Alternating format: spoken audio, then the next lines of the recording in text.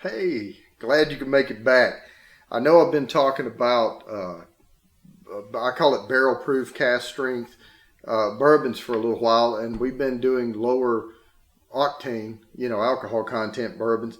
But today I'm going to start you off slow with this because even though this is a cast strength bourbon, this is Barrell, and Barrell is bottled.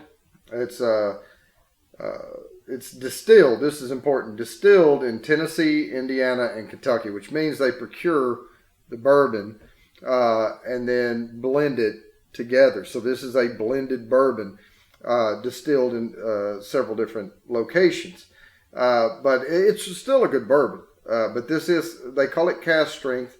And I will tell you, this is only 112.5 proof. So this is 56.25% by volume. So a little bit stronger than the 90s plus, that we've been tasting.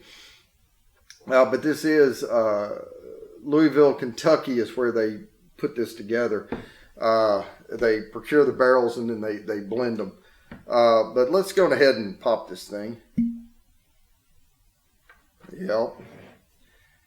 But this absolutely tastes like bourbon, smells like bourbon. So I'll pour you a little.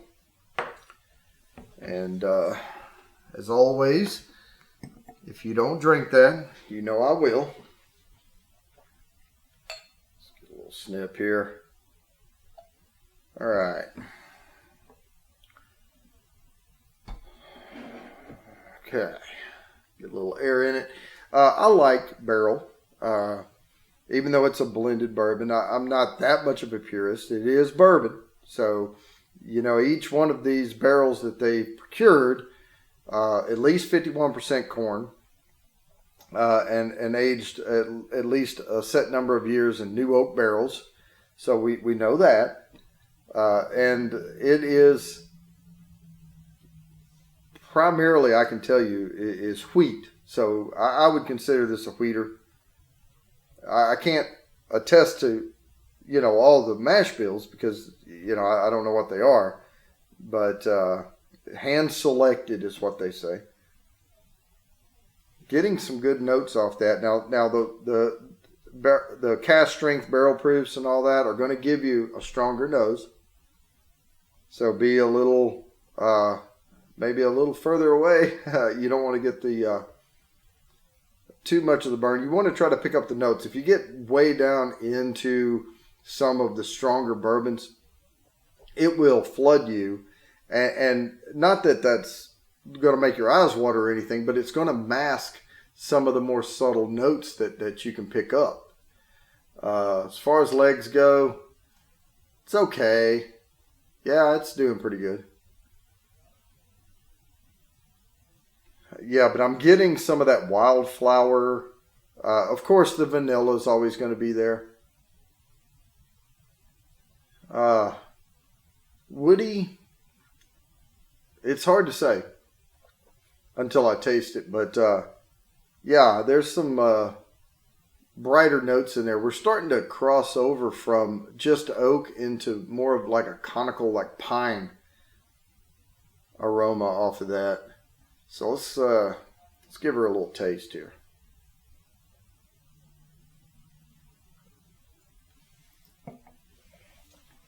Yep. Chew on that just a little bit. Really good coating. The finish on it, the follow after is long. Possibly on the back of the throat, not quite as pleasant, I would say, as like an Eagle Rare. It's sweet. It's a little sweeter than, say, I know we looked at the Blade and Bow. I'm getting that sweetness across the tongue. Let's give her another try.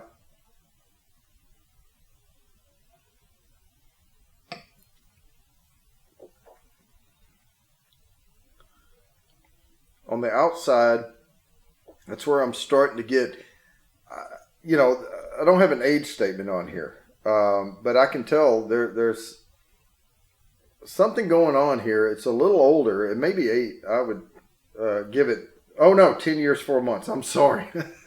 Should have looked at that. 10 years, 4 months. I was going to say this is more aged. I'm starting to get some of the heavier notes on the leather type, on the outside of the tongue, oak, the deeper oak flavor. So yeah, I mean, sorry about the age thing, but I could tell it was more aged than some because of those. You're going to get some of those more mature notes out of it when it's aged a little longer.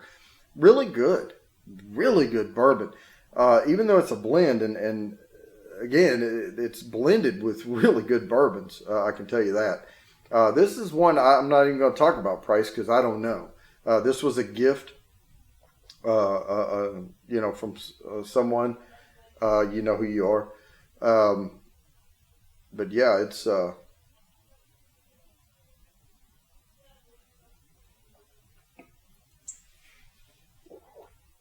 man, that is pleasant.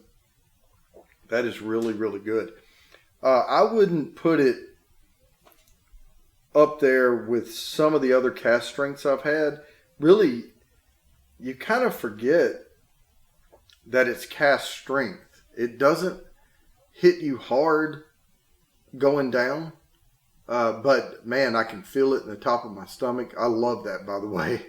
That's like my roller coaster, right? I can feel it up there, right in here. Like I said about Eagle Rare, it's almost like I have taste buds in the top of my stomach. I can get that off of it. The finish though is really long on this. Good bourbon, coats really well. You get a good experience off of this. It's a multi-layered experience that you're getting. I think if I had to guess, the bourbons that they selected, they probably, and I don't know this, but I would say they selected a sweeter bourbon and a little bit less sweet and blended them, but they did a really good job blending these bourbons together.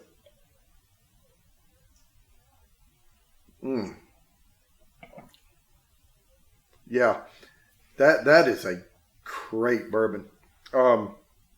I think I just fell in love with it all over again. I haven't. You can tell. We've tried it. But the last time I tried this, I put it against another cask strength, and it didn't live up to that cask strength. The other one washed it out, and that's one thing you have to be careful of when you try, like a blind taste, or if you try more than one bourbon at a sitting, you're going to run into a clash, and one of them's going to dominate the other one. And it doesn't mean the one that's dominating is better, and it doesn't mean the one that's getting overshadowed is not good. It's just you're not going to get the full flavor and effect off of the bourbons. They're going to influence each other. And I think this one is fantastic by itself.